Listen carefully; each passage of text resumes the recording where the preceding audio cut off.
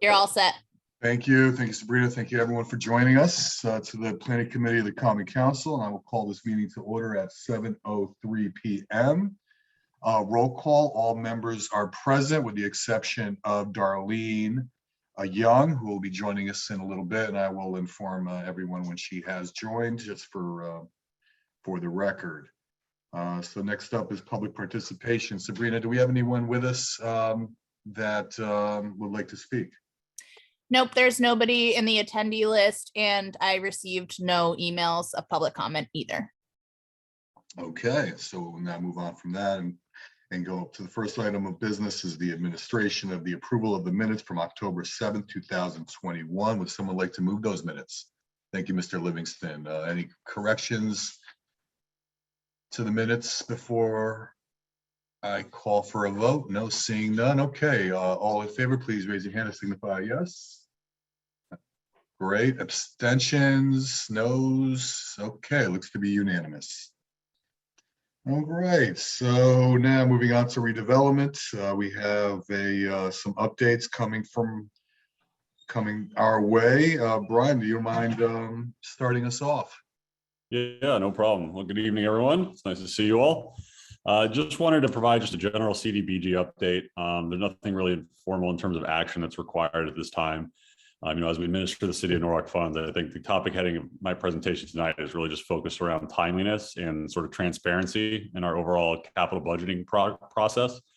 You'll note the memo in your packet. I sort of introduced the concept of timeliness, which is really just a HUD sort of standard in terms of how fast the city and redevelopment is working to utilize the resources that are available through Cdbg. So there's actually federally designated targets. We can't be above 1.5 times our entitlement every year. So we really need to be focused on making sure that we're spending in a timely manner, which can sometimes become challenging given the fact that projects have different schedules or design cycles. But what we want to do and what we've been looking at internally is a way to sort of alleviate some of those challenges through better processes. So one of the things that we've been talking about with the city is to really kind of take a more capital budgeting approach to the overall program. And as information tonight, just kind of letting you know what the sort of intent is to kind of take an inventory of potential Cdbg projects, obviously, working from the city's capital budget, things that may be appropriate, but also having conversations with you all in terms of, infrastructure projects that you think, should be considered for Cdbg resources or services or facilities and those sort of types of eligible projects. And then from there, what we're hoping to do is basically kind of craft out a 3 to 5 year sort of spending plan so that we don't really run into issues with, say one project isn't ready, we have another one to go. So I think what I've sort of identified that's sort of happened in the past is the project would be identified for that current year. But I think if we kind of take a little bit longer term approach, we won't really, it'll mitigate some of the issues that we've sort of experienced in terms of having to spend money quickly or having to identify projects in a quicker manner. So really just it's an informational update on that front, but I will like to hear from you all, after this meeting, if you want to give it some thought or set up a time to give me a call. I'm happy to go over, this in further detail with you. But we'll pull together an initial list, but we're open to projects and things of that nature that you may be interested in sort of moving forward for Cdbg. Again, under the concept of timeliness. So, and from a transparency perspective, one of the things that we did, every year we approve the annual action plan. And what the annual action plan that you all approve is effectively the 1-year spending document for Cdbg resources. And in your packets, you'll see a spreadsheet or a table on the second page that shows the total available funds, some of the money that we identified that was being classified as income that the program was generating, that we repurposed to fund some of the projects that we all approved at the last action plan, which are reflected in the blue and white table here. So I wanted to draw your attention to a couple of them. A lot of these are going to look familiar. These are the ones that you approved as part of the presentations we get every year. Particularly in the public service, public facilities, and housing categories. The other one, which is sublisted on the agenda tonight, is there's 2 projects that we've been working with the city to identify to help us with timeliness this year. And so those are coming through transportation, mobility, and parking. You'll notice they're listed as GIS study and Soundview Avenue sidewalks.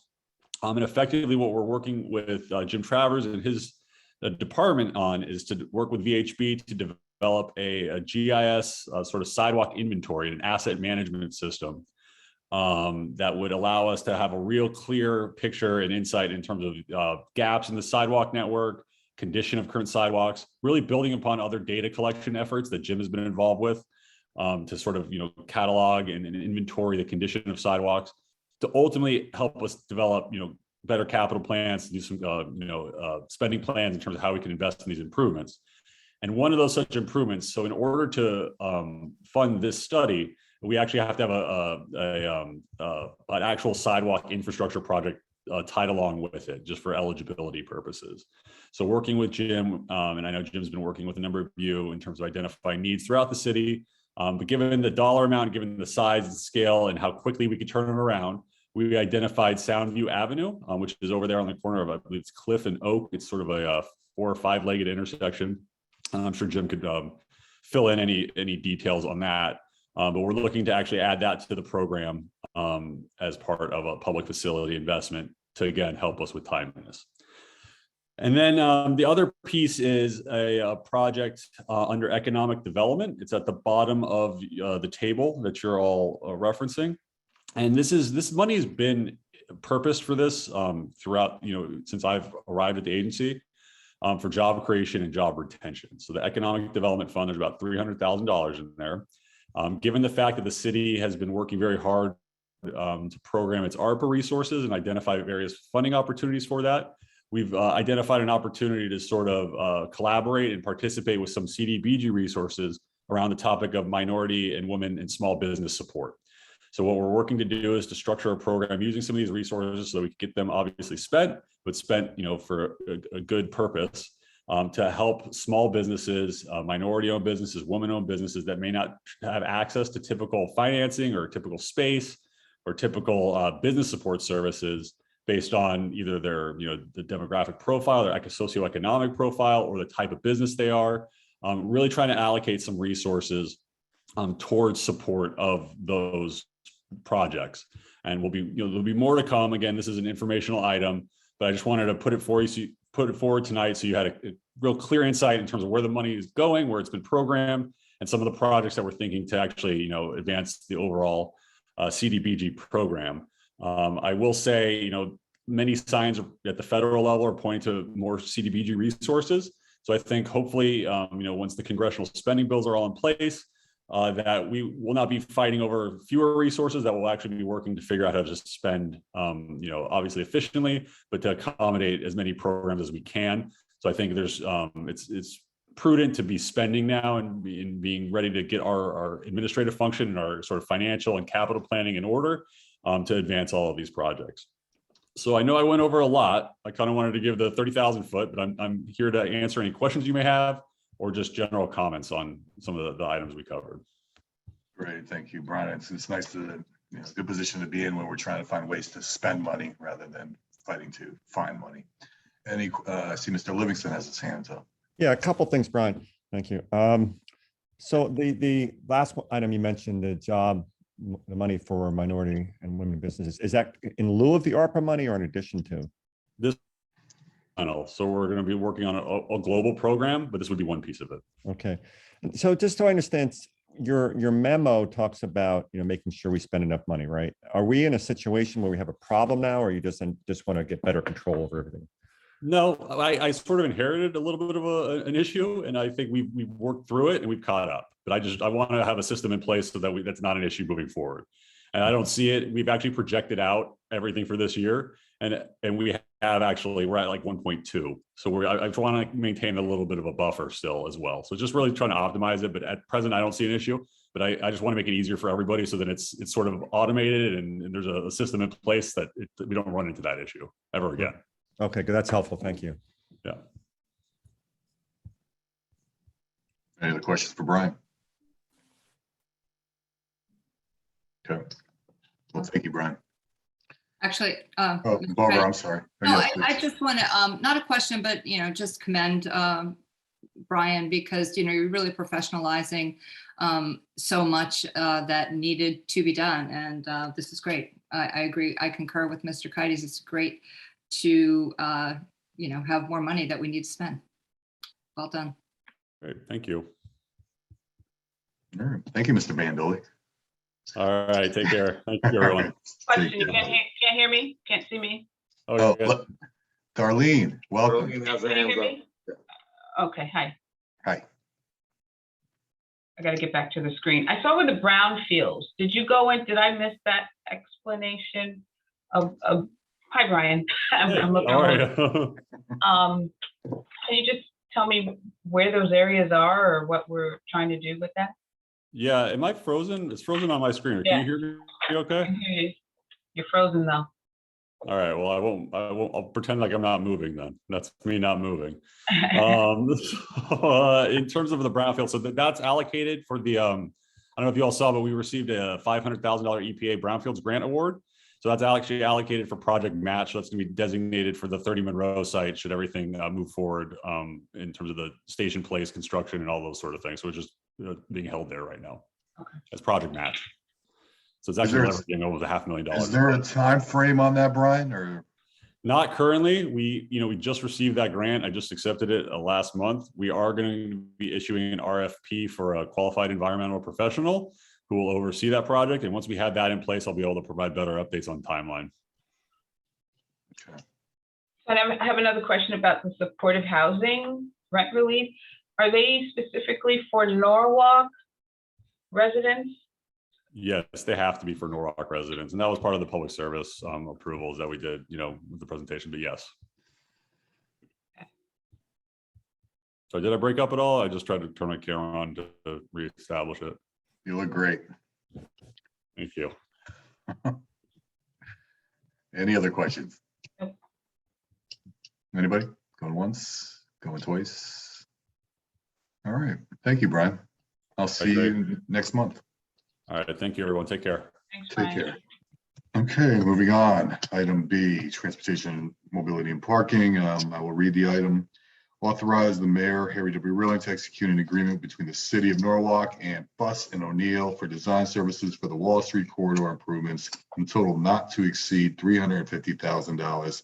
Account number noted. How would someone like to move that item?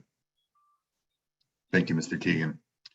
Before we call for a vote, I believe, Jessica, you're here to speak to this item. There are a few folks here also to give us a little insight on this. Yes, absolutely. Thanks so much. So we have had money in the budget for a number of years to look at Wall Street, and that has included the intersection at Wall and Belden and West. And, one of the things that we asked Jim to do when he came on board was to focus on the Wall Street area, in particular, looking at the circulation and being able to tee up that intersection. And so Jim and his team has been able to scope an RFP and put that RFP out. A number of interviews took place, and I'll let Jim give you the details, but just wanted to flag for you that this is one of those items that we've been focused on in the capital budget for a number of years, and just happy to announce that it's moving along. So Jim, I'll pass it along to you. Sure. So thanks and congratulations to everyone on Tuesday's win.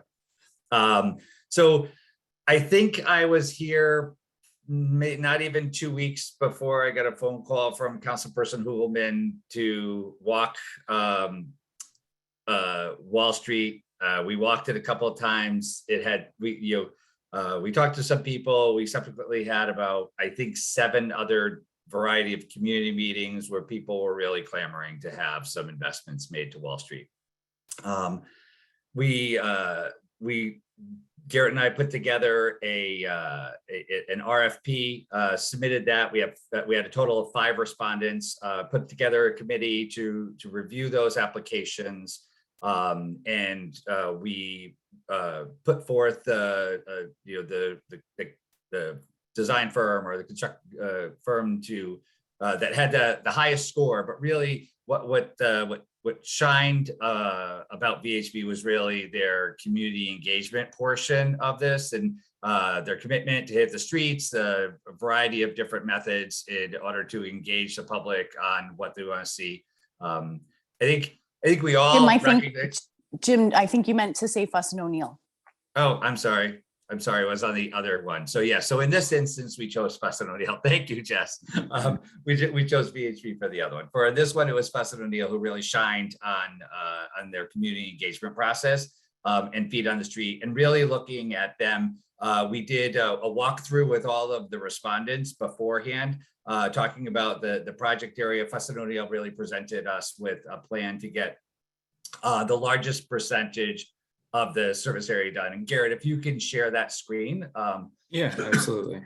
Just to give everyone an idea. So we will really be, we'll be focusing in heavily on this really problematic intersection that we see here. But we'll be able to take these betterments going all the way down to Wall Street, to Main Street, tying into the lots of application being done out to bid currently by DPW. And then additionally, we'll be able to work on the one-way section of Burnell Boulevard. And we're really looking at this as a conversion to two-way to relieve some of the congestion traffic that happens on Wall Street, bring better mobility. We really think that widened sidewalks are a huge opportunity for us to be here. We know what the people are looking for. We know how to create an environment.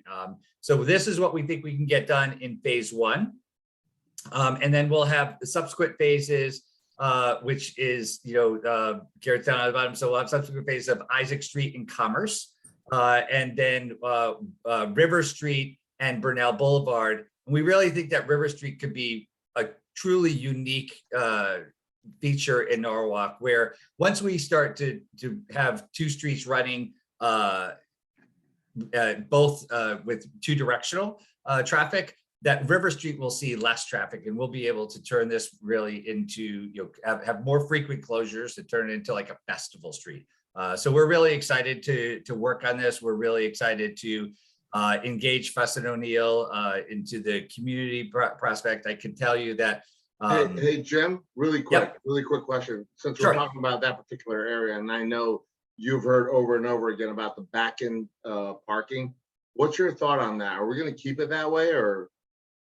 So, my thought is that really, we want to make sure the community participates in the process. If you ask me for my opinion, George, I don't like the back end parking. I think I'd really rather long term by the plan. Do you think it makes sense to keep it as back end parking, or? No, I really think that programming the way we're talking about the festival. I really think that it really calls for widened sidewalks that happens here, and really the activity that people want to be on the street. We really need to create this really pedestrian gateway that's through here, that's much more focused on the environment there than the cars for quick hits. We have a garage that is massively underutilized, and granted, it is not in the greatest shape, but we're also engaging the parking authority to make an investment to the facade of this garage to make it more welcoming at the same time. So I think our investment into the Wall Street area will be pretty substantial at the end of the day. While we don't have a plan yet, we have concepts and we have ideas of where we want to be. Garrett and I have written our second grant request. So we did a LOTSIP application for $3.8 million. And then we did a FEMA application for nearly $13 million. The LOTSIP application for the area in magenta here, the purpley color, that is what we can get in phase one, and that's what we'll have here. And we'll use some ARPA funds to make this happen. But this is really, I think, an opportunity to transform a neighborhood, to do something that we know our best practices today, and really make it someplace unique and special. Hey, Jim, are you looking at finding alternative access to Yankee Doodle from Wall Street, or any access, I should say? Are you looking at that? So I would love to find access in multiple points of access to get people to it. So I think we'll look, part of the plan that we'll engage the public in is just a variety, where they want to be, where they need to be, how we can get them there. And then we'll start looking at some potentially creative ways to do that. But I want to really create, a garage that has access, because I think that's where it's going to get used. And I think, So yes, the how that's accessed, I think, is to be determined. Gotcha. Thanks. Tim, you talked about Burnell making that two-way. Yep. And so what will happen? The buses will still function? What will happen over there? So we had a preliminary conversation with the transit district, right? And truthfully, I think what we're going to do for the transit rider is really provide them with a much better transit options, right? Right now, all of the buses, pull in, and it's a little bit of a, I don't really like bus systems where you have to be in the know in order to figure out how to ride them, right? Because I don't think that serves our people, right? So we're really looking at, there are 7 canopies that exist that create the pulse point today. We're looking for 4 of them to remain on we would propose, right? Again, I really want to make sure that the community participates and has a guiding principle into this, but we would really propose that 4 of them remain on the north side. 3 of them are transferred to the south side. And then your bus, if you want to head east, you know what side of the road you're on. If you want to head west, you want to know what side of the road you're on. But additionally, when you stand out there and you watch the buses circulate, we're adding a tremendous amount of trips onto Wall Street for people who are just the buses that are circulating to get there and then circulating back in order to get somebody to their destination. When it's, and then also they're backing out. And when you watch the operation, they have to have another bus driver stop to back them out. It's not conducive to, I think, really inviting and creating something special. It's too convoluted to happen on there. And I think we'll get much better operations when we can have the buses pull up parallel to the curb. I think that's true of the traffic as well, because if you're thinking of the traffic going into Yankee Doodle Garage, it has to go down Wall Street to be able to get to the actual entrance. So if we make Burnell two-way, then folks can turn left onto Burnell from Belden. And Charlie really likes that idea as well. Charlie loves that idea. It's very nice. So, quick question. I just have more of a question about the history of this project, specifically how it pertains to the planning committee. And I don't know, this may be a question for Jess, because I don't, James, you haven't been here that long. Have we seen any, refresh our memory on what the planning committee has done to date as far as this initiative is concerned? Were we proposed? Was this idea brought to us in the past? So I don't know in sort of the recent past that it's been brought to you. As I said, this has actually been on the capital budget for numerous years. So I do believe that at some point in time, it went through planning and it went through BET and it went through Common Council to be voted on to be part of the capital budget. I believe it's been on the capital budget for 3 or 4 years since probably before I arrived. So as I said, originally it was linked to the Transportation Master Plan, which was completed in 2012. One of the recommendations that came out of that master plan was to look at the teeing of the intersection of Wall Street and Belden. And I believe that the capital request went in, obviously, after that recommendation came through, and we just didn't advance it. Okay, so is it under an umbrella of a wider plan? It was under the umbrella of a wider plan and then added to the capital budget as a standalone that read Wall Street. Okay, and when did this RFP process take place? Was it recently, in the last few months, a year ago? Yeah, so I would say that it took place in early October, I believe.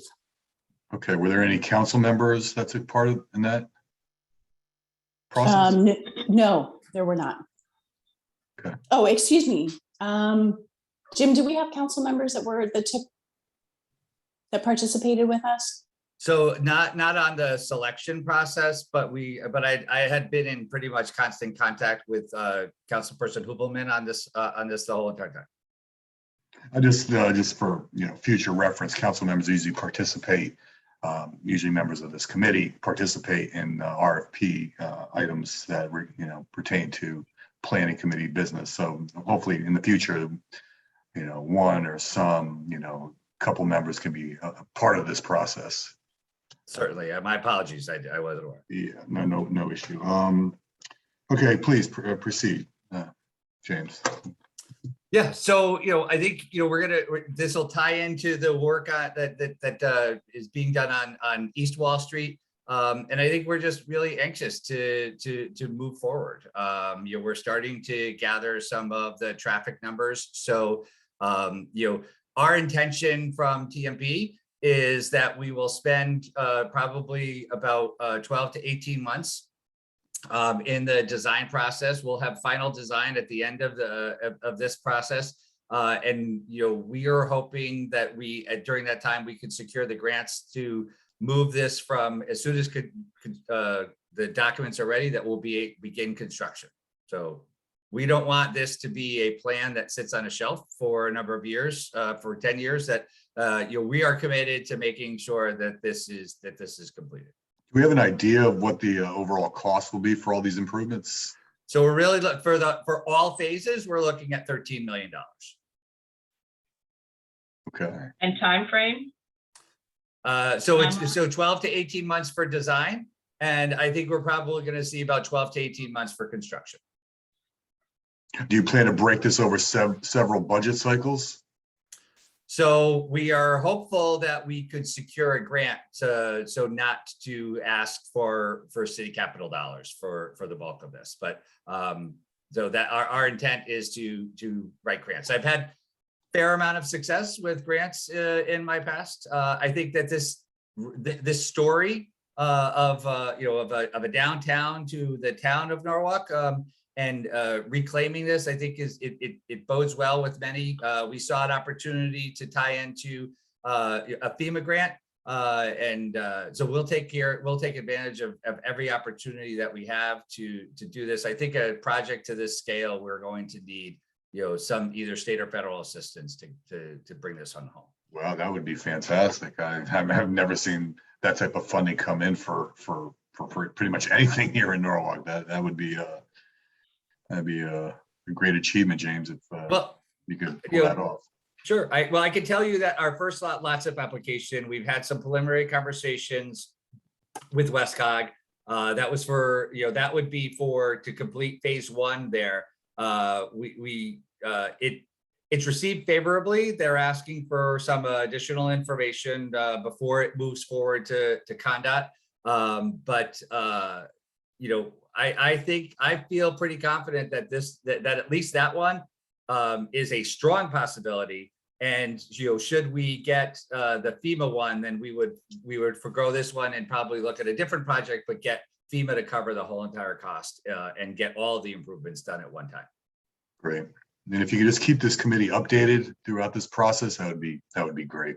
Most definitely. Any questions for Jim while he's still with us? Yes, Mr. Chair, it's Ms. Smith. Yeah, yes.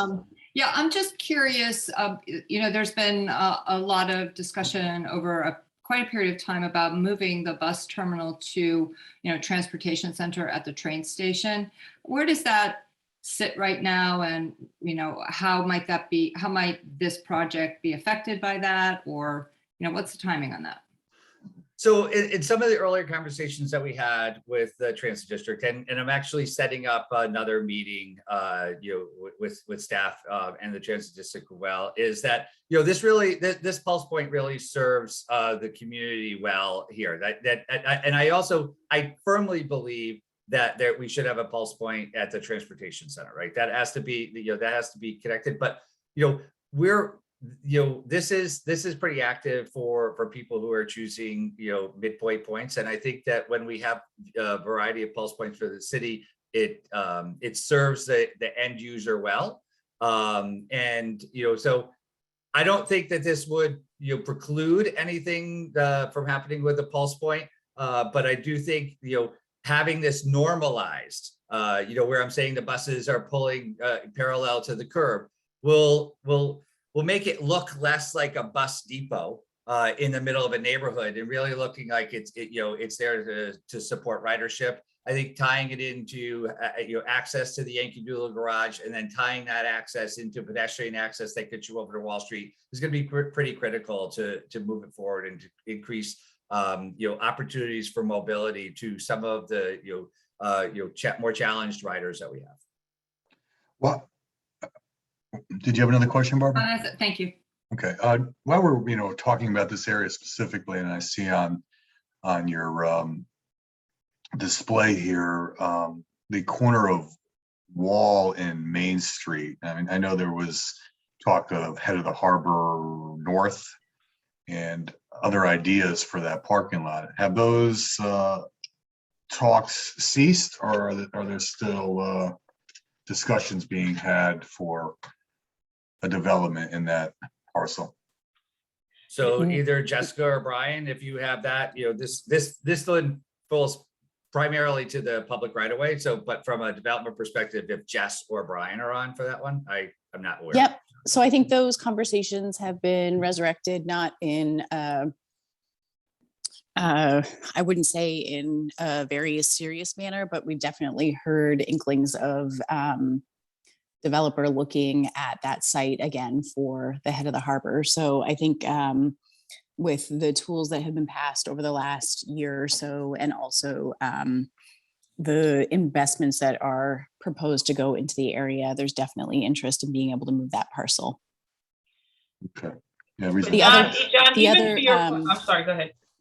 Sorry, I just wanted to give you an update as well.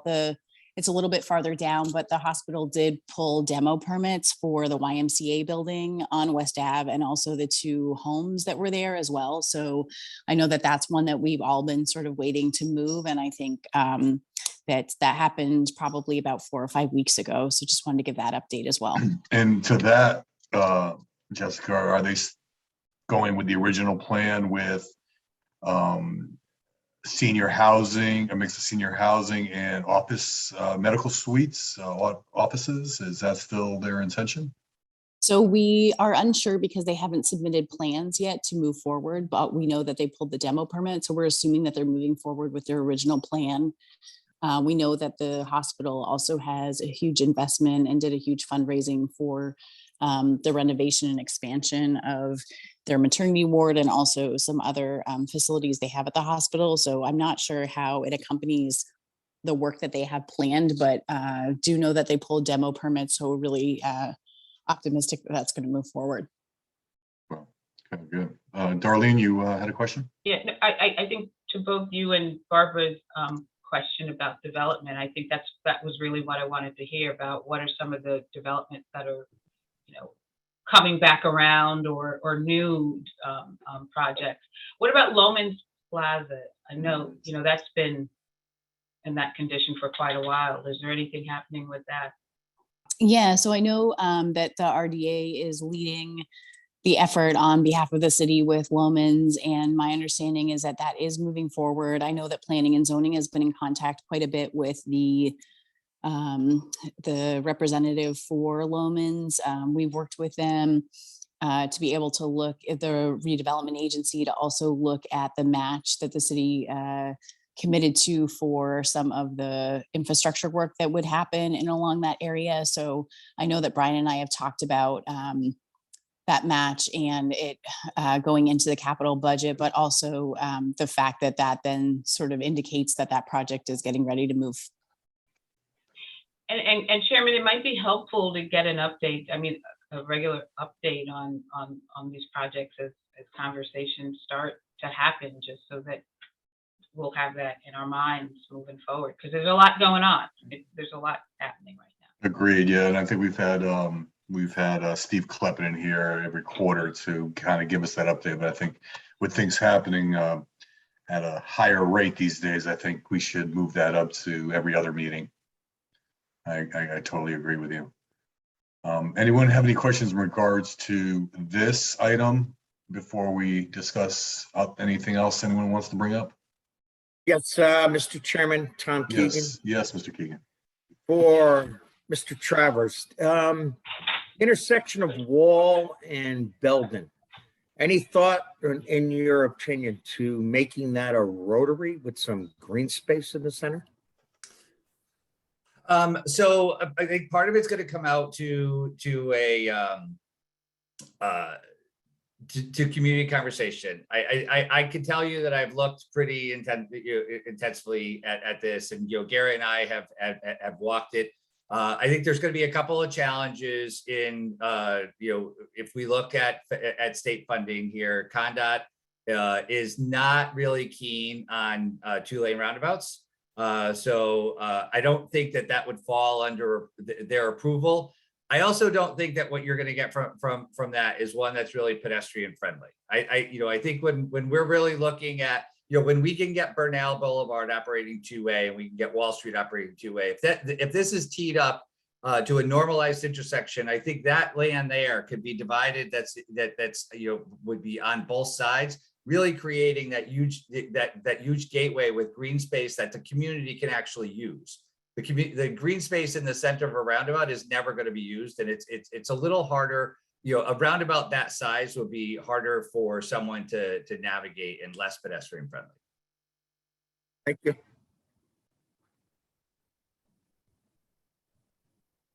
Anybody else?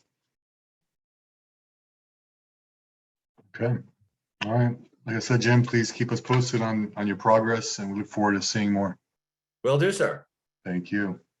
I believe, Mr. Keegan, you moved this item. Is that correct? So with the item being moved, I will now call for a vote. All in favor, please raise your hand and signify yes. Those looks to be unanimous. Great. Thank you.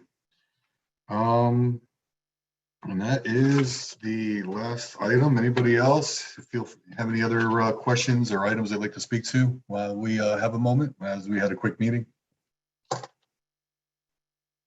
No? Okay.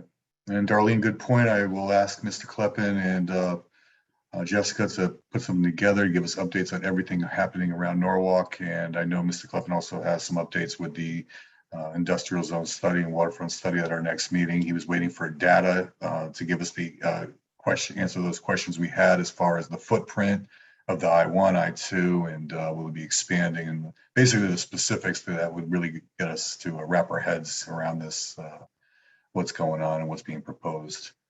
All right, Barbara, I'm sorry. Yeah, Mr. Chair, if you could make sure to include the hospital update. Please, yep. Yeah, and in particular, I'd be curious to know if we're going to be able to keep that, the parking spaces for use, for overflow for Matthews Park. I'm really curious about how that's turning out. Yeah, that's a really good point. Jessica, I don't know if you know that back when they first proposed this project, they came to land use with a proposal, their proposal to build a project, but included the purchase of the piece of property that was used for parking, and we put certain restrictions on them. And I want to make sure we don't lose sight of that. I don't know whether that was ever signed because they didn't go forward with the project, but we got to make sure that we look at that before they move forward. Will do, Tom. And I did see, so it came up a couple weeks back when the hospital pulled the demo permit, and we're doing a little bit of research on it.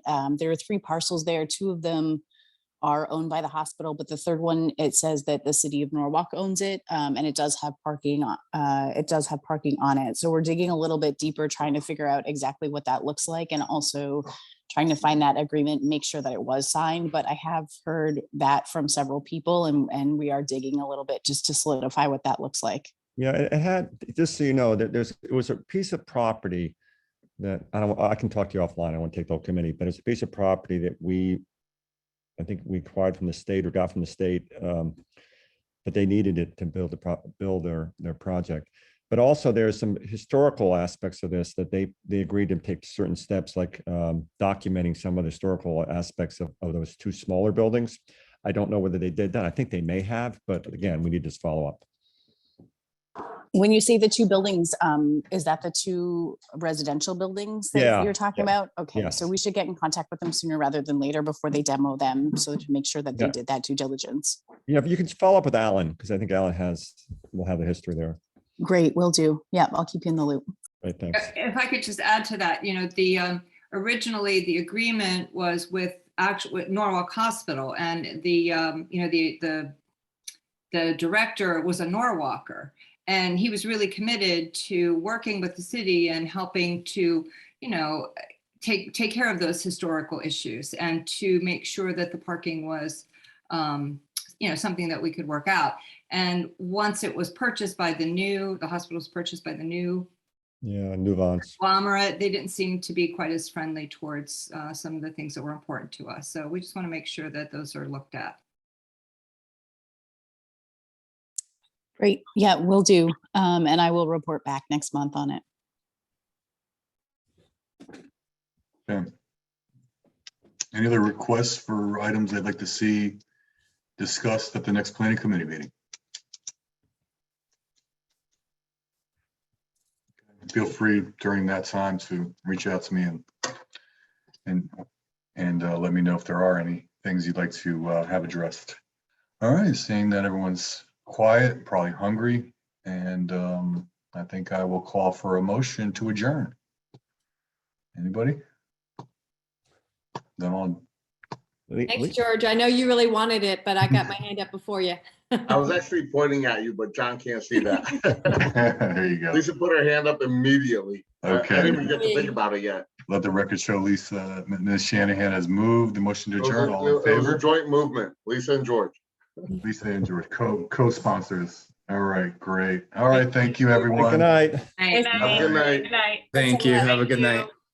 Good. Nice to